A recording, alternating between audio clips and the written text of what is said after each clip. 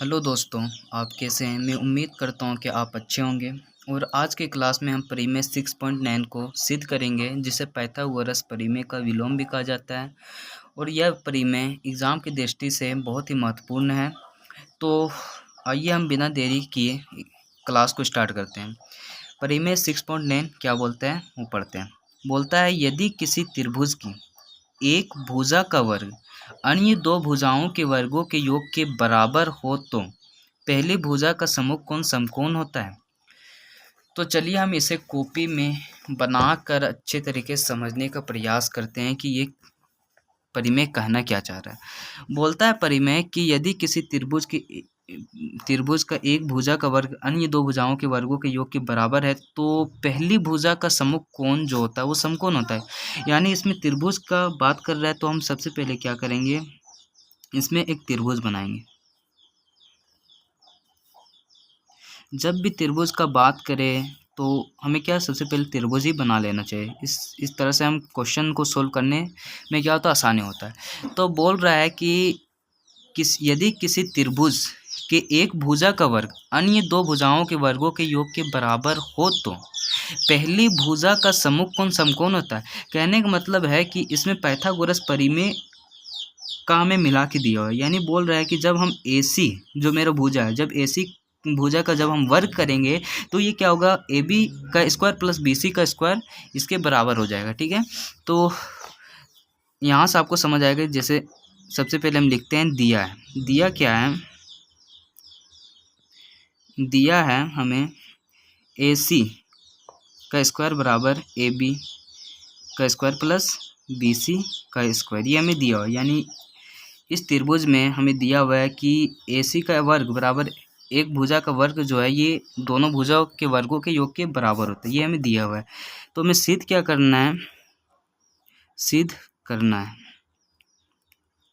सिद्ध करना है। सिद्ध क्या करना है, सिद्ध करना है कि इस त्रिभुज का जो पहला भुजा है, इस त्रिभुज के पहली भुजा का जो समूह कोण है वो समकोण होता है। यानी इस AC जो मेरा भुजा है इसका समूह कोण कौन होगा, B होगा। यानी हमें कोण B बराबर हमें 90 डिग्री सिद्ध करना है, यानी समकोण सिद्ध करना है कि कोण B हमारा 90 डिग्री होता है या नहीं होता है। इसके लिए हमें क्या करना पड़ेगा, रचना करना पड़ेगा। तो रचना में हम क्या करेंगे, रचना में हम एक और त्रिभुज बनाएंगे जो क्या रहेगा, समकोण त्रिभुज रहेगा। और इस त्रिभुज को हम PQR नाम देंगे। हमने क्या किया कि यहाँ लिख देंगे जो हमने रचना में किया। तो हमने रचना में क्या बनाया कि त्रिभुज PQR एक समकोण है, एक समकोण है।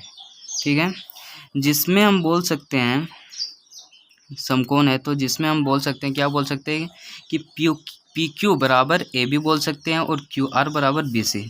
इसलिए बोलेंगे PQ जो है वो AB के बराबर है। ठीक है, और QR BC के बराबर है। ठीक है, उसके रचना करने के बाद हम प्रमाण करेंगे। प्रमाण से यह क्या होता है, हमारा क्वेश्चन सॉल्व होना स्टार्ट हो जाता है। तो चलिए प्रमाण में हम क्या करेंगे, प्रमाण में सबसे पहले हम लेंगे त्रिभुज PQR में। प्रमाण में हम क्या करेंगे, त्रिभुज PQR में चलेंगे। त्रिभुज PQR में चलने पर क्या होगा, त्रिभुज PQR मेरे क्या है, एक समकोण त्रिभुज हमने माना है त्रिभुज PQR के। इसलिए क्या होगा, जब यह समकोण त्रिभुज है तो इसमें मेरा पाइथागोरस परिमेय लग जाएगा। क्योंकि समकोण त्रिभुज में क्या होता है कि पाइथागोरस परिमेय लगता है, इसलिए इसमें पाइथागोरस परिमेय लगेगा। तो पाइथागोरस परिमेय से हम बोल सकते हैं कि कर्ण का वर्ग शेष दो भुजाओं के वर्गों का योग के बराबर होता है। यानी PR का वर्ग जो होगा वो PQ प्लस QR का वर्ग के बराबर होगा। यानी PR का स्क्वायर बराबर PQ प्लस QR के वर्ग के बराबर है। ठीक है, यहाँ हम इसको समीकरण 1 मान लेंगे और इसे समीकरण 2 मान लेंगे। अब हम चलेंगे यहाँ समीकरण 1 व 2 से। समीकरण 1 और 2 से जब चलेंगे तो इससे क्या होगा, यहाँ थोड़ा सा ध्यान दीजिएगा कि समीकरण 1 में मेरा क्या है कि AC² बराबर AB² प्लस BC का स्क्वायर है, और समीकरण 2 में PR का स्क्वायर बराबर PQ का स्क्वायर प्लस QR का स्क्वायर है। ठीक है, तो थोड़ा ध्यान दीजिएगा कि AB का स्क्वायर प्लस BC का स्क्वायर जो है वो PQ प्लस QR के स्क्वायर के बराबर है। अब बराबर कैसे है? तो बराबर इसलिए है क्योंकि रचना में जब आप देखिएगा तो हमने क्या माना था, PQ जो है वो AB के बराबर है और QR जो है BC के बराबर है। तो हम बोल सकते हैं जब AB PQ के बराबर है और BC जो है वो QR के बराबर है, तो हम बोल सकते हैं कि AB प्लस BC जो का स्क्वायर जो PQ प्लस QR के स्क्वायर के बराबर है। इसलिए मेरा AC का स्क्वायर प्लस PR का स्क्वायर भी क्या होगा, बराबर होगा इस हिसाब से। तो इसलिए हम यहाँ लिखेंगे समीकरण 1 और 2 से AC का स्क्वायर बराबर मेरा क्या हो जाएगा, PR का स्क्वायर। इसे हम AC बराबर PR भी लिख सकते हैं, इसमें कोई दिक्कत नहीं। गुना करने पर हमें संख्या ही प्राप्त होता है, इसलिए AC बराबर PR लिख सकते हैं। अब हम चलेंगे,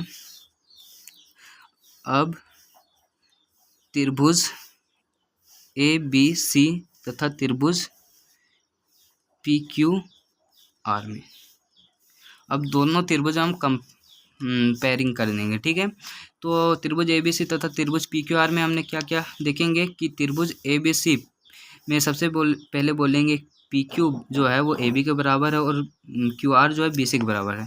यानी हम बोल सकते हैं AB जो है वो PQ के बराबर है और BC जो है वो किसके बराबर, QR के। कैसे बराबर है, तो ये रचना से बराबर है, रचना में हम इस चीज़ को दर्शाए थे। और तीसरी बात में हम बोलेंगे कि जो हमने सिद्ध किया है, सिद्ध हमने क्या किया है कि AC बराबर PR, तो इसलिए हम यहाँ बोलेंगे AC जो है वो किसके बराबर, PR के बराबर। ये हमने सिद्ध किया है, तो इसे सिद्ध से यहाँ लिख देंगे। अब हम यहाँ देखेंगे कि मेरा तीनों जो है वो सेट ही है, AB भी सेट है, BC भी सेट है, AC भी सेट है। यानी जब सेट से जब बराबर होता है तो इसलिए मेरा यहाँ हो जाएगा सेट सर्वांग समता से। सेट यानी भुजा सर्वांग समता से मेरा क्या ये बन जाएगा। तो जब सेट सर्वांग समता से हो जाएगा तो क्या हो जाएगा, त्रिभुज ABC सर्वांगसम हो जाएगा त्रिभुज PQR के। ये सर्वांगसम का चिन्ह होता है। तो चलिए आगे देखते हैं। तो हमने क्या देखा कि त्रिभुज ABC सर्वांगसम है त्रिभुज PQR के। और याद रखिएगा एक बात कि जब भी दो त्रिभुज आपस में क्या हो जाते हैं, सर्वांगसम हो जाते हैं, तो उनके जो सम्मुख कोण हो जाते हैं, उन त्रिभुजों का जो सम्मुख कोण होता है वो सम्मुख कोण भी क्या होता है, आपस में बराबर होता है, सम्मुख। ठीक है, समबाहु कोण या सम्मुख कोण। जैसे ABC त्रिभुज और त्रिभुज PQR हमने सर्वांगसम सिद्ध कर दिया है, इसलिए हम कोण Q को 90 डिग्री माने थे और कोण P जो हो जाएगा, इसलिए सर्वांगसम से क्या हो जाएगा, कोण P जो हो जाएगा कोण A के बराबर हो जाएगा, कोण Q कोण B के बराबर हो जाएगा, कोण R जो है कोण C के बराबर हो जाएगा। इसलिए हम यहाँ बोल सकते हैं कि कोण B जो है वो कोण Q के बराबर हो जाएगा 90 डिग्री से। CP/CT